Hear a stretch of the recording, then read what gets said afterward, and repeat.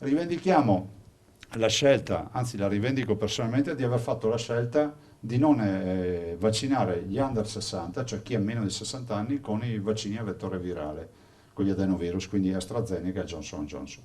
Sono vaccini che funzionano, non c'è nulla da dire, ma se AIFA mi dice che è raccomandato, anzi fortemente raccomandato sopra i 60 anni, in Veneto si fa così, punto. La posizione è chiara e viene ribadita a Belluno nelle ore in cui l'Italia si interroga sulla morte di Camilla, la giovane ligure deceduta dopo aver ricevuto la vaccinazione con AstraZeneca. La studentessa diciottenne emerso oggi aveva una malattia autoimmune per la quale assumeva una doppia terapia ormonale e questo potrebbe aver influito sul precipitare degli eventi. Fatto sta che per il vaccino AstraZeneca è l'ennesima tegola in termini reputazionali, con il CTS che nel pomeriggio ne ha di nuovo raccomandato l'uso per gli over 60. Non solo, si raccomanda la seconda dose di Pfizer o Moderna anche a tutti quegli under 60 che in una prima fase avevano fatto AstraZeneca quando ancora era consigliato per i più giovani. La campagna vaccinale comunque va avanti, soprattutto in Veneto, con Zaia che aggiorna numeri e tempistica. Noi abbiamo inoculato 3 milioni e mezzo di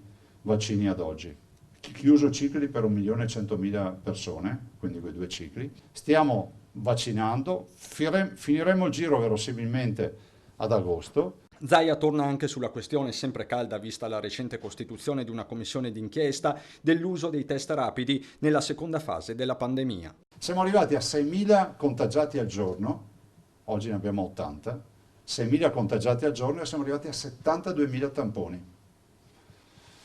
Se avessimo dovuto fare solo i tamponi molecolari, il potenziale del Veneto, al di là che si possano avere tanti fenomeni che sa tutto, non è più di 25.000-26.000 tamponi al giorno. Vuol dire che io avrei dovuto negare comunque il test a almeno 50.000 persone.